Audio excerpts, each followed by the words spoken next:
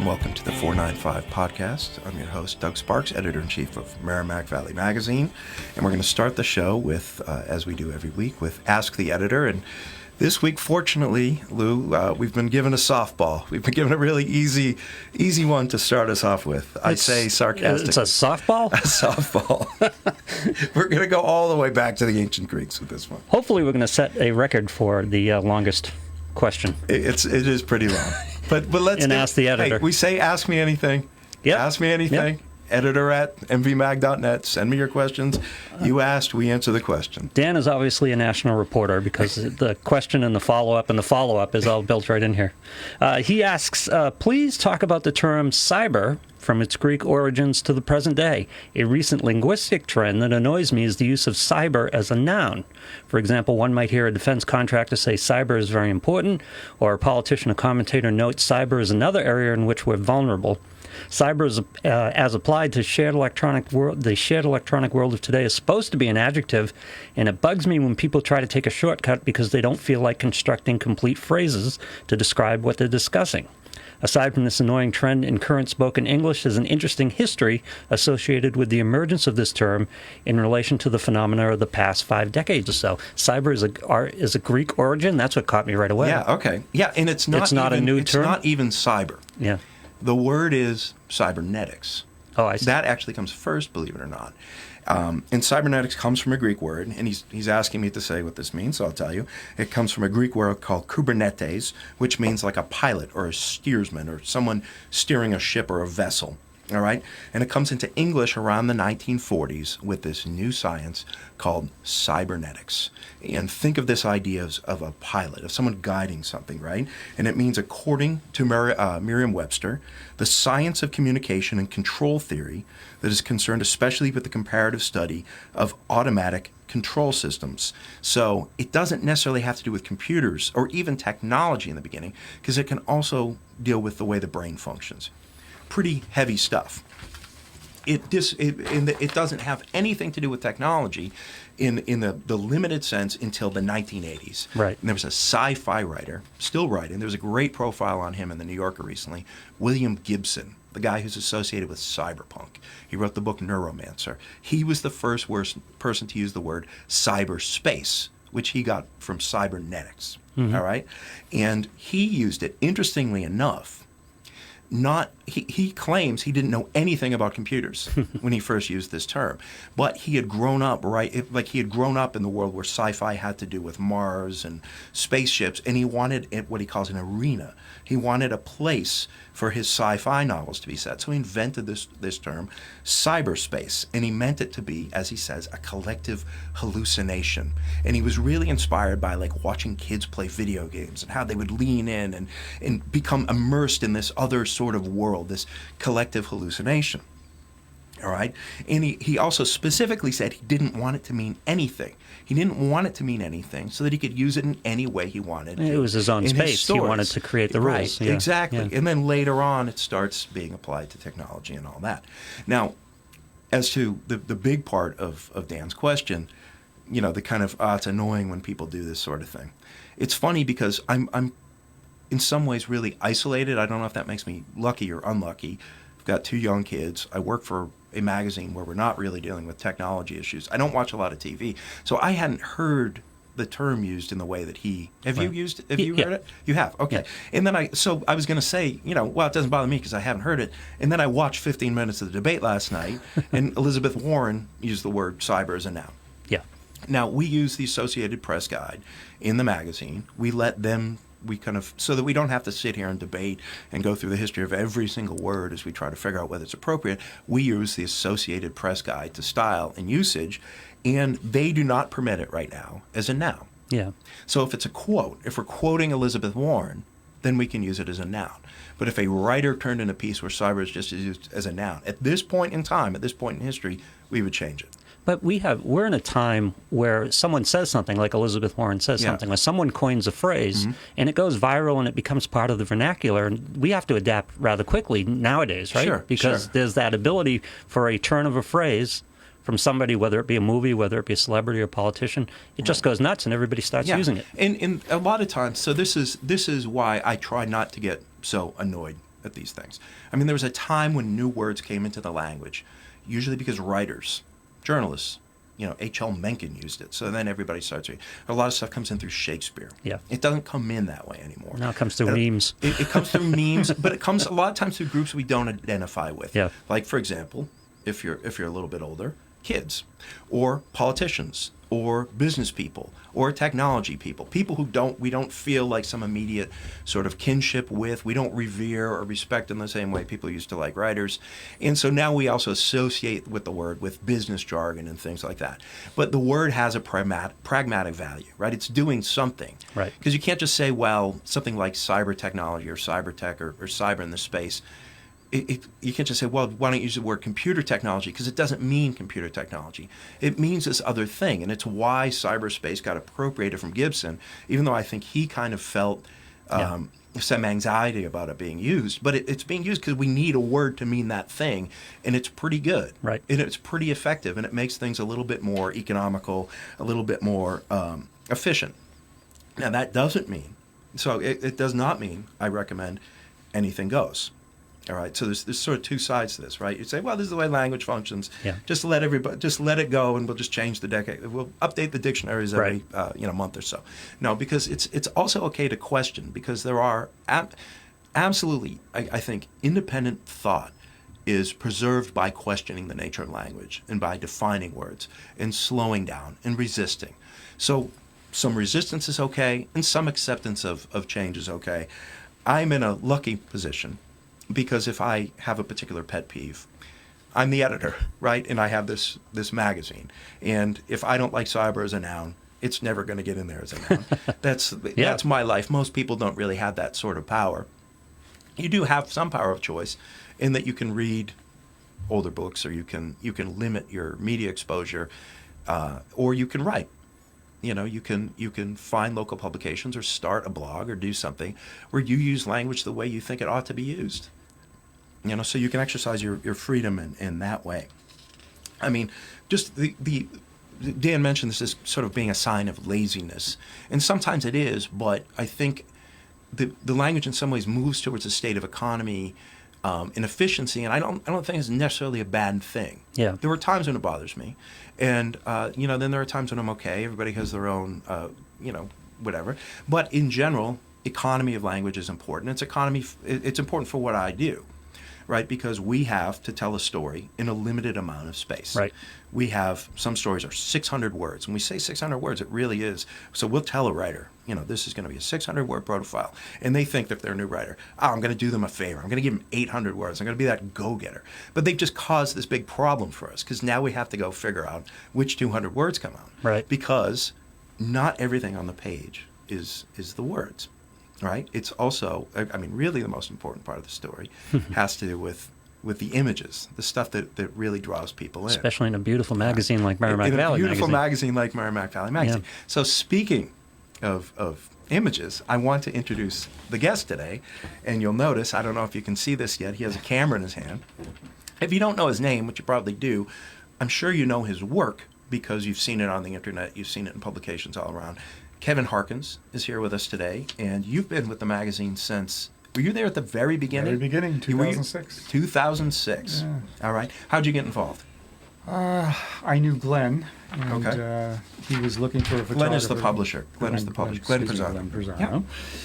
And I knew him, and he was looking for a photographer, and he discussed it with me, and I had looked at him, you're going to start a magazine? What are you, crazy? Yeah, right. And, but he had the ability to see beyond what Mike could see. And I enjoyed it right from the start. He was looking for some images of Lowell that I had, and I actually got the first cover. Okay. So it was some stock views I had of the area. Yeah. So what was the process early on? Was he sort of saying, hey, we need you to go cover this boat builder and go out and photograph him? And yeah, I'd get an assignment, and I'd get let go. All right. And just do whatever you want. Yeah. No, your history in photography goes back much further than that, right? Back in the film days. Okay.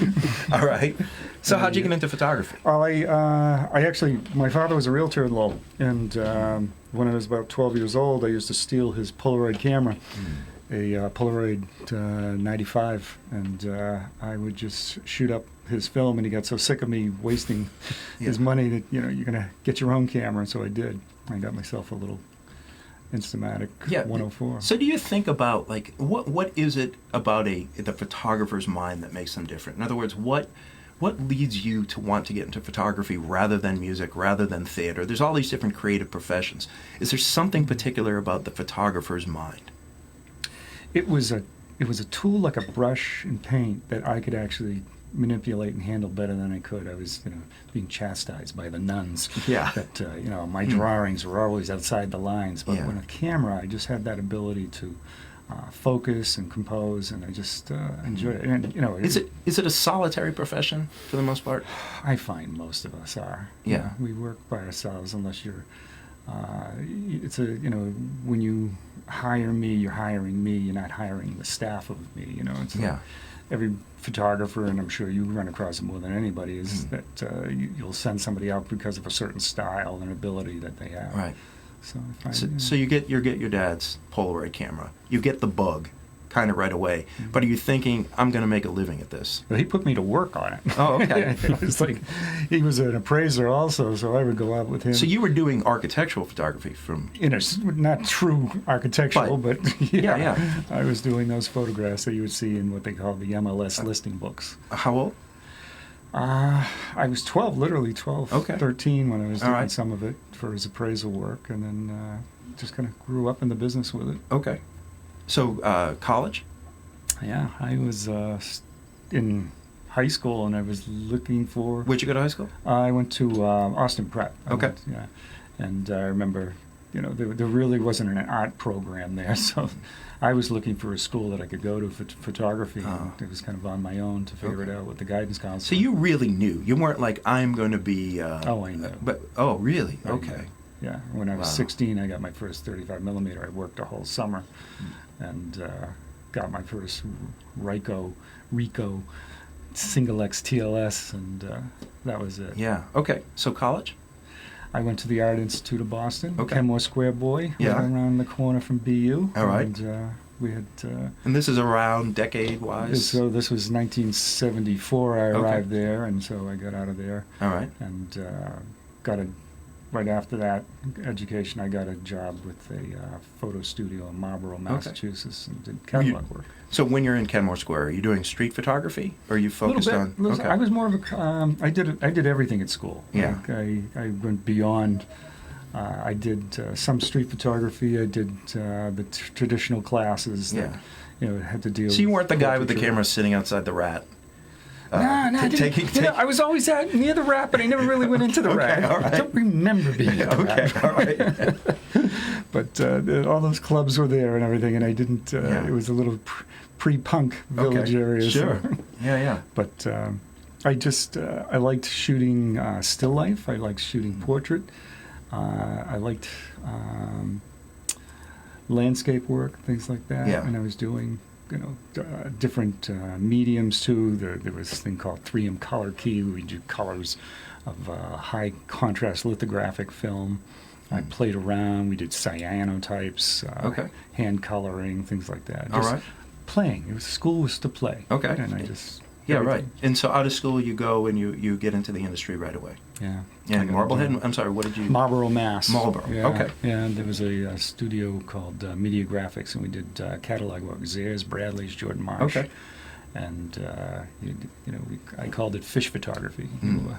You got it on Sunday, and you were wrapping your fish in it on Friday. Yeah. It was just like the throwaway flyers that you see. Not as much anymore, but it was very big at that Okay. time. So you got a lot. Did you still live in Lowell at this time? No, I had commuted for a little bit, and then I moved down to Clinton, Mass, All right. and then eventually to Marlborough. Okay. So And then from there, came back home. when did you come back home and why? Well, what I did was I went to the British Isles, took off for a trip there after I got laid off from the job, and at this time I had planned this trip to the British Isles, and I just spent a couple of months going hitchhiking through England, Ireland, and Scotland. With your camera? Or were you just... Oh, yes, very much with Oh, my okay. camera. All right. And, that was the Do you still plan. have these pictures? Oh, yeah. Really? Yeah. Okay. Nothing great, you know. But still, it's a record. It's a diary of it is something. Yeah. All right. Kept a diary while I was there Okay. too. So. All right. And I enjoyed that. And I came back to Lowell, and things were happening. The Yankee Magazine had done an article about the canals of Lowell, and people were starting to talk about the Lowell National Park and what was going to happen. And I met people like Jim Cook and Jim Milanazzo, and these guys were like instrumental. In the Who are these early people, days. for people who don't know that? Jim Cook was low plan, just recently retired. Jim Milanazzo, city councilor, just recently retired from that. And these were guys my age at that time, and they were just, stick around. There's going to be things happening, and it was a great idea. Yeah. And that's what I did. Yeah. So you felt this kind of excitement. There was almost some sort of Lowell renaissance going on at the time. Yeah. And so what were you were working for the city at one point, right? I was. I was working on a CETA project. Okay. Which is, that was great. If you were laid off from your job and you were out of work for 2 months and you could apply for a CETA job. How do you spell CETA? Like CETA, C-E-T-A, and I don't know what it stood for. Okay, all right. There was a... Okay. But you were doing some interesting historical research, right? Yeah, I did. My title was originally called historian. We had another photographer in the batch, Paul Richardson, who you know. Yes. And he's a great photographer. He did something on diners. He did for us recently. He did, and we would go out and photograph buildings, and that were then brought back to the office. And then there were draftspeople who would draw facades of these buildings as to what they should look like now, or how they should be changed or brought back to their original state. Yeah. And so there was a lot of activity going on there for a couple of years. Okay. So you worked with them for a while? I did. And then? Well, I met my wife there. Okay. So, all right. Oh. So I wasn't going anywhere. Yeah. All right. But I went from there. I knew I wanted to start my own studio. And I had freelanced with different photographers in Boston, doing day rates for assistants. And then I was looking for the job that would, keep me busy there, but I just couldn't find what I wanted. My father, being a realtor, had plenty of space, and said, "You can take the basement." And I put a dark room down there. Yeah. And I was down on Hurd Street in Lowell, and set up a small little shooting area, and then went from there. Just started to open the doors. Do you miss the wet photography? I always hear like the chemicals. Some people sort of think fondly upon that because it's like the Wild West and it's rough and you have to go through this. And some people are like, thank goodness we don't have to go back to. Thank goodness we don't have to go back. Okay, so digital is A-okay. I love digital. I mean, the craft of black and white and color was more like a machine. You shot slides. You tweaked it in the camera very little.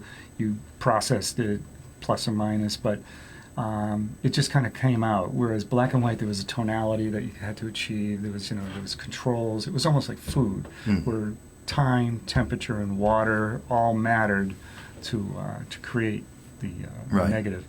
And I found, it was good, but it was distracting at the same time because you're trying to get this image out. Right. And we were quickly becoming that microwave generation where, just standing in front of you and tapping their toes, when is it going to be ready? Yeah.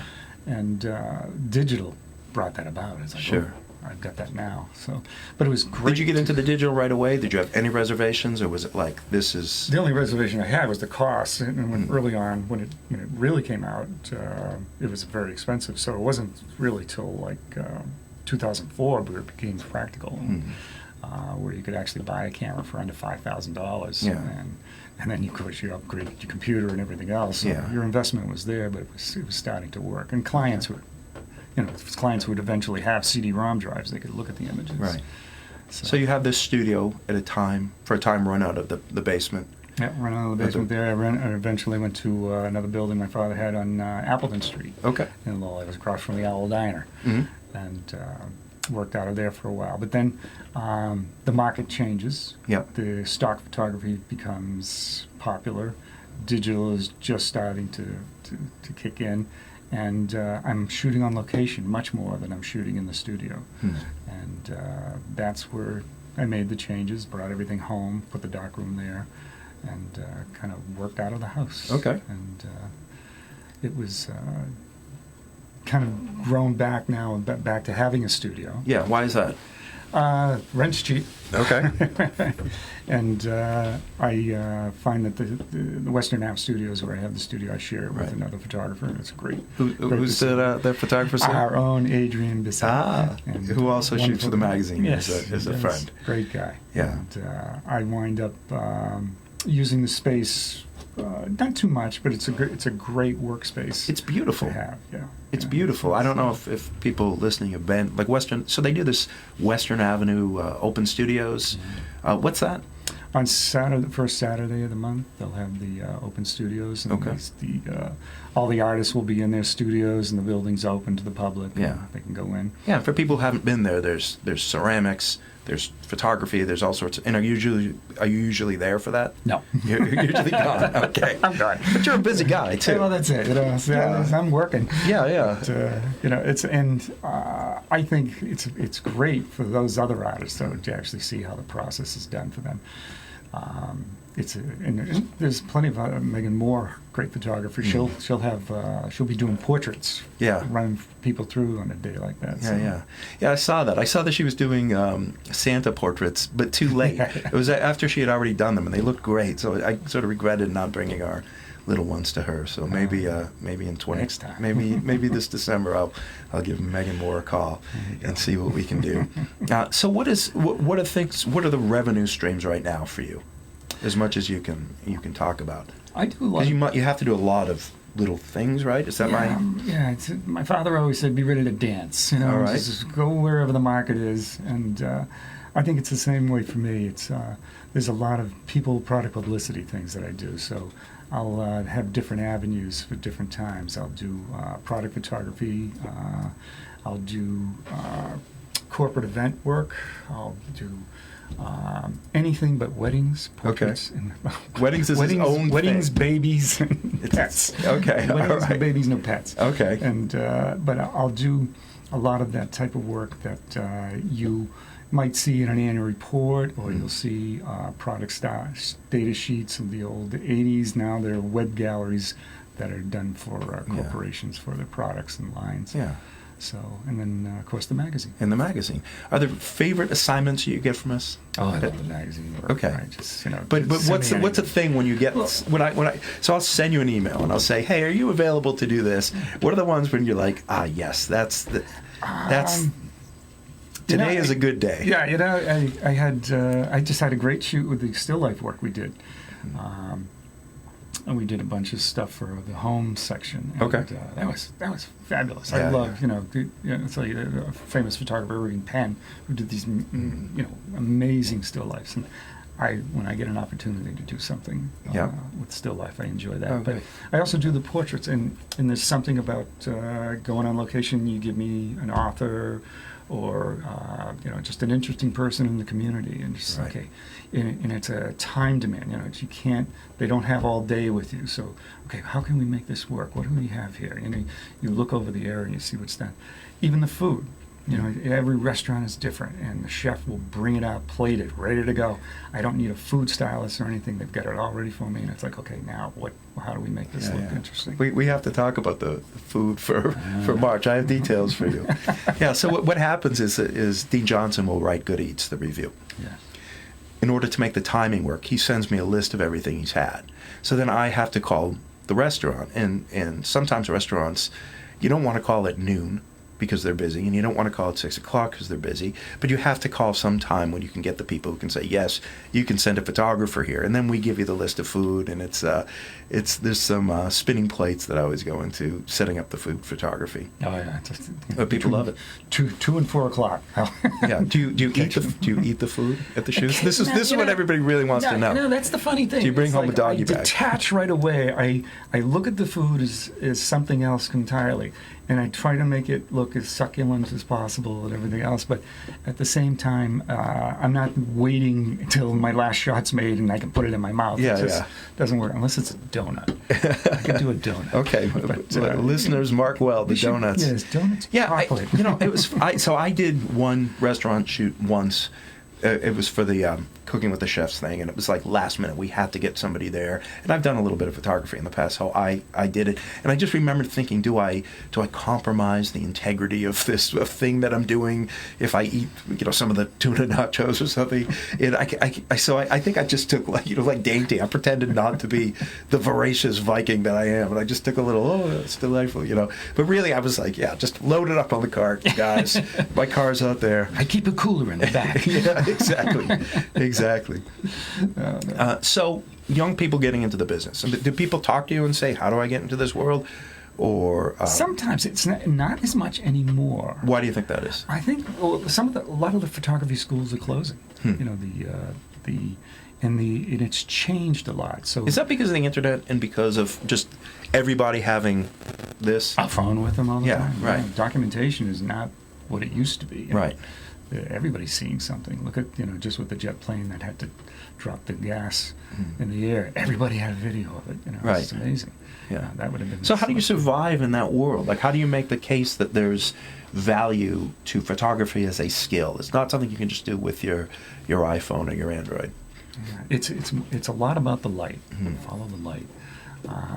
You have to know the craft of it.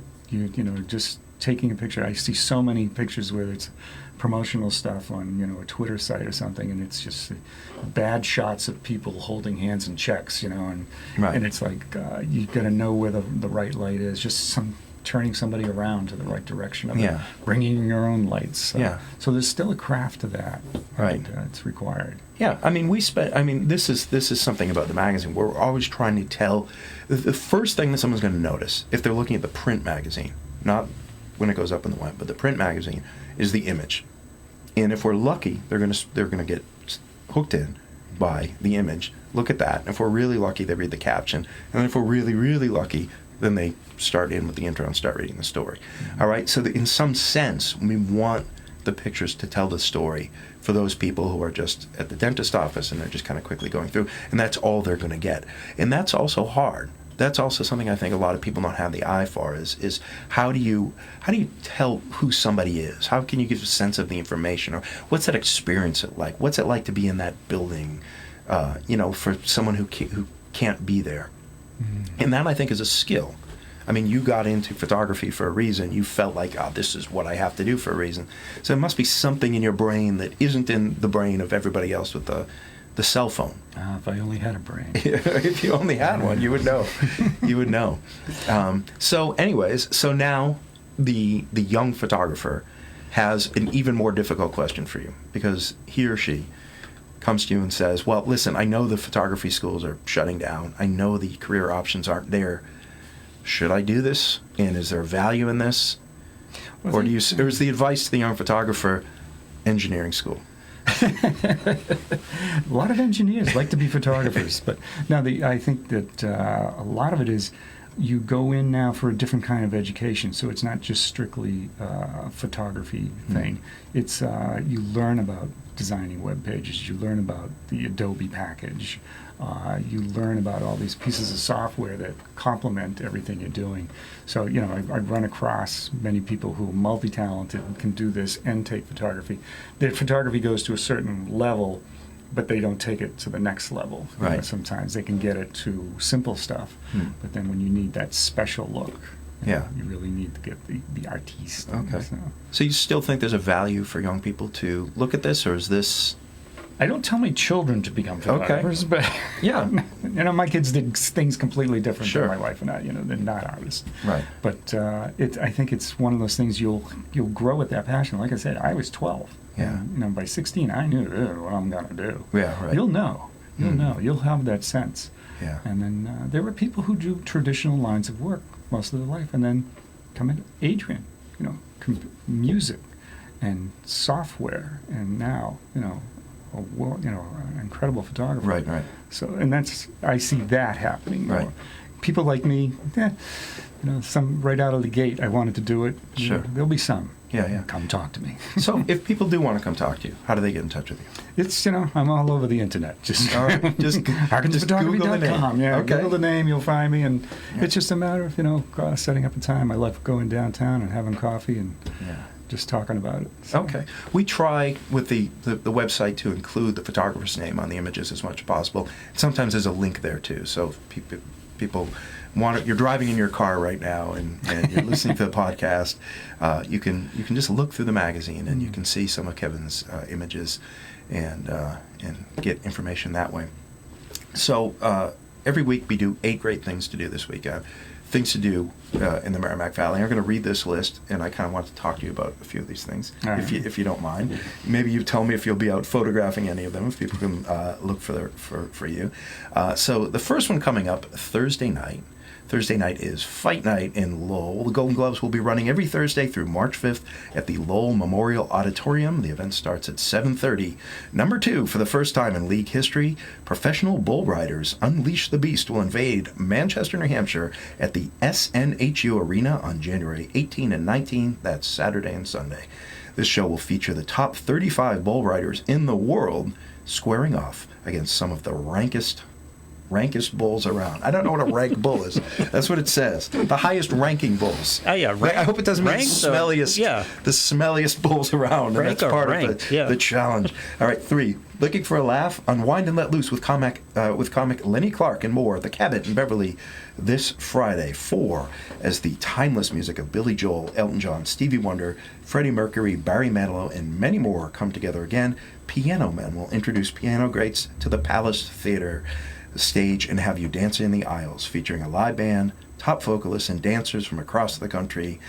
The tributes to these bands are nothing short of stellar. Piano Men will be running through February 2nd, and you can see it this Friday, Saturday, and Sunday. 5, as part of their New Works Festival lineup, Firehouse Center for the Arts will be showing Seeing Violet, winner of the Pestalozzi Prize as Best Full-Length Feature. This tale follows John Marsh, who, while renovating an inherited historic 18th century manse, finds a collection of curios and concerning items suggesting his ancestors were slave holders. Seeing Violet will be performed this Friday at 8 p.m. Number 6, Weather Control Blues Band builds off of classic American blues rhythm and feels with hints of jazz and funk inspiration. Formed in 2018, this group brings a high energy atmosphere to all their shows. You can see the Weather Control Blues Band live at the Chelmsford Center for the Arts this Saturday at 7:30. Number 7, we go to Haverhill. The New Moon Coffee House presents Double Duo Night with Next Generation Talent. The first duo is comprised of Joshua Garcia and Sophie Buskin, who have been praised for their stage presence and instrumental skill. The second duo, Aaron Nathans and Michael Ronstadt, feature a dynamic cello guitar act. Both will be performing at Haverhill's New Moon Coffee House this Saturday at 8 p.m. And number 8, the last one, is actually not this weekend. It's Monday. Some of you might have a long weekend, and that's Fee-Free Day in honor of Martin Luther King Jr. at the Lowell National Historic Park. So all day the fees are waived, and you can go to the Boot Cotton Mills Museum and take advantage, learn about history, heritage, people of Lowell. You can explore on your own, join a ranger for a talk. And the museum tells the story of America's Industrial Revolution, labor, the rise, fall, and rebirth of Lowell. Are you going to the Golden Gloves? Have you ever been to the Golden Gloves? I have. I went to it a while ago. When as a kid, I had a friend whose father was a cop, and we used to go in. Yeah. And, I've been to it recently in the last few years. I got a picture of Arthur Ramallo, who recently passed away. Yeah. And it's just, I mean, in a lot of ways, it hasn't changed that much. I mean, people aren't smoking behind you anymore. It's true. Okay, things have changed a little bit, but I say the atmosphere. Do you feel the atmosphere is kind of similar? Like it's a little bit of a time capsule. It's a historical. To Old Lowell. It's one of those things you should sample from the Valley because it's got a tradition. It's got a heritage. Yeah. Kevin, how do you feel about action photography, sports? Go photograph the bull riders? Yeah, I originally wanted to be a sports photographer when I was getting out of school. That was my plan. Mm-hmm. And then I was sitting on a ski slope and taking pictures, and I was freezing and thinking, I'm going to the studio. But you're not a sports guy. So why sports photography? That's the weird stuff.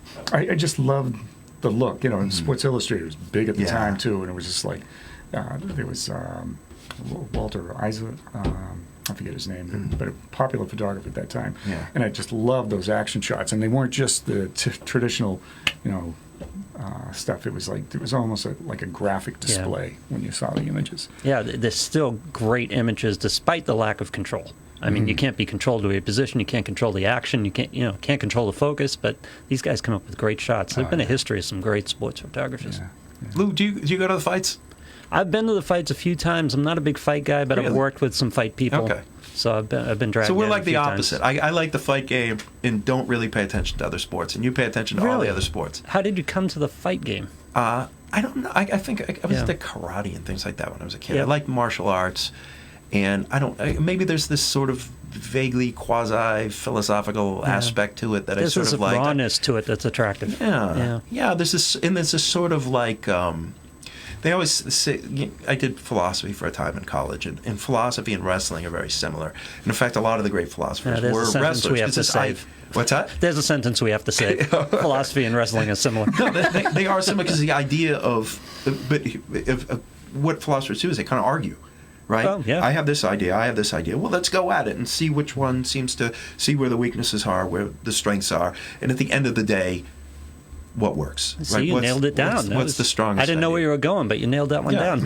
I'm not totally talking, So yeah, maybe, but I'm just sort of guessing why I would. And I like the But UFC from the early days. it's an area heritage event. You should take it in. Yeah, once or twice. Well, the fights is a different. The going to the Golden Gloves is a different thing, right? Because now, right, exactly. Talk about heritage. You're just experiencing something, and you're not going to find that anywhere else. If you want to talk about something that's really uniquely Merrimack Valley, uniquely Lowell, the spirit of being at those events and listening to the crowd and being a part of it, it's. I find it really exhilarating. Chances are your father went, and your uncle went. Yeah. Chances are. There's history. Exactly. So maybe. So not the bull riders for you? You're not going to Manchester? I wouldn't mind seeing the Bull Riders. I wouldn't guess either. I've never seen it. Me neither. Just out of, I'll sort of see anything. It's the world's once. best. You got to go. Yeah. Right? 35 of the rankest bulls. bring your nose plugs. The world's best bulls and the world's best riders. Yeah. You got to see the best in the game. So are you serious? Will you go to something like that? I'd like to go. Yeah. All right. We'll go sometime. We'll go see the bulls together. Kevin will show up with his I'll camera. just show up with the camera, yeah. But I won't be running with the bull. Okay. All right. Go get a We steak can't somewhere. strap you to the bull with your camera with a GoPro. Yeah, there you go. All right. We'll go get a steak somewhere in Manchester and go watch the Bulls. It really sounds fun. So we're going to finish up today with Little Bits, which is a part of the magazine that goes way back, which is just little stories and little tidbits about the Merrimack Valley. And this one was accepted from a story by Suzanne DeWitt Hall, who moved away. She doesn't live in the Merrimack Valley anymore. She used to write for us. And it's about pounds, like animal pounds. Mm-hmm. And she asked, ever wonder why animal shelters used to be called pounds? Do you know this? I use this one specifically because you live in Atkinson now? You live in New Hampshire? Atkinson now, Okay, yeah. because They have a pound there. that's why I brought this one up, because there's a little bit of a tie-in, all right? So it comes from the Old English word pindam, which means to dam up. Town pounds were once common in New England. The Mass Bay Colony ordered their construction as early as 1635. And these were just for wandering animals. So you think when everybody does agriculture, and people one of the big things was pigs, I guess. So you would let your pigs rummage around looking for acorns and nuts and things like that and get them real fat and then bring them back. But obviously some of the time the pigs sort of escape and they start causing a ruckus.